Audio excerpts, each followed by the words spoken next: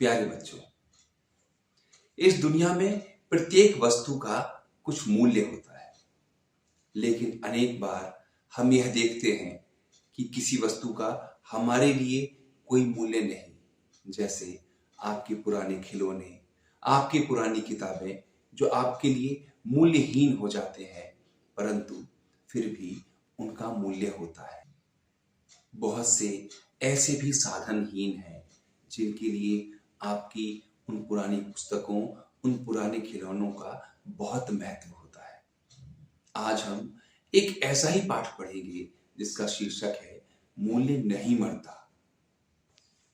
राजू जैसे ही विद्यालय के अंदर दाखिल हुआ, उसकी नजर अपने साथियों पर पड़ी। सब राजू को बड़ी अजीब नजरों से देख रहे थे।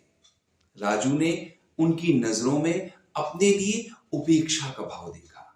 वे सब राजू को साधारण व पुराने कपड़ों में देखकर उसका मजाक उड़ा रहे थे। राजू ने दुख के मारे चेहरा नीचे झुका लिया और गीली आंखों के साथ आगे बढ़ गया। राजू शहर के एक प्रतिष्ठित व बड़े विद्यालय की 5वीं कक्षा का छात्र था। उसकी कक्षा के अधिकांश छात्र छात्राएं धनी परिवारों से संबंध रखते थे। इसके विपरीत राजू एक साधारण परिवार से था। उसके पिता मामूली सी नौकरी करते थे, थोड़ा सा वेतन और परिवार का बड़ा बोझ। राजू के पिता पर इसका दबाव था। राजू के पिता ने राजू के भविष्य को लेकर सुखद कल्पनाएं की थी। उनके मन में राजू के लिए बड़ी महत्वाकांक्षाएं थी।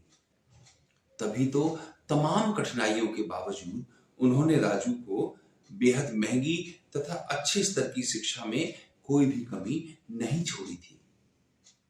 राजू भी अपनी कुशलता, बुद्धिमत्ता एवं प्रतिभा के द्वारा अपने पिता की आकांक्षाओं को पूरा करने के लिए सही दिशा में कदम रख रहा था। आज राजू उदास मन से कक्षा में आया तथा सिर झुकाकर कोने में रखी कुर्सी पर बैठ गया। वह पुरानी पैंट शर्ट को ध्यान से देखने लगा। क्या इन पुराने और साधारण कपड़ों का कोई मूल्य नहीं रह गया है? इनको पहनकर क्या मैं कुछ और हो जाता हूं? मेरे साथियों का संबंध मुझसे है या मेरे कपड़ों से? उसके मन में विचार उठा कि मैं अमीर नहीं हूं, लेकिन कपड़े साफ सुथरे व सही पहनता हूं।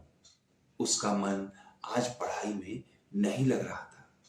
अपने सहपाठियों से मिली उपेक्षा उसे बर्दाश्त नहीं हो रही थी। छुट्टी होने पर वह घर की ओर चल दिया। चुपचाप घर आया और बिना बोले ही उल्टा मुंह करके बिस्तर पर लेट गया।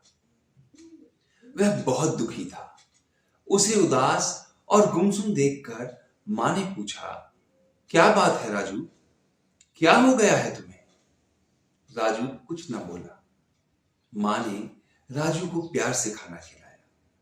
फिर राजू को कलेजे से लगाकर पुनः उसकी उदासी का कारण पूछा, तो उसने भले मन से सहपाठियों के उपेक्षित व्यवहार की बात बता दी। जब राजू के पिता ऑफिस से लौटे तो मां ने सारी बात उन्हें बताई। वे सुनकर चुपचाप रहे और कुछ ना बोले। अगले दिन रविवार था।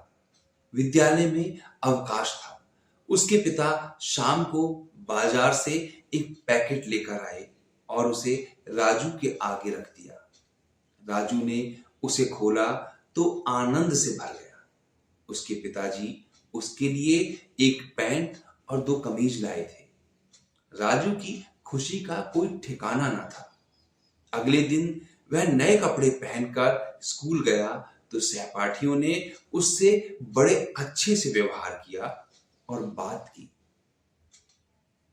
राजू ने भी सरलता से उत्तर दिया, लेकिन जब राजू स्कूल से वापस लौट रहा था तो स्कूल से थोड़ी दूर फुटपाथ पर एक गरीब बच्चा तन पर फटा हुआ बोरा डालकर बैठा हुआ था।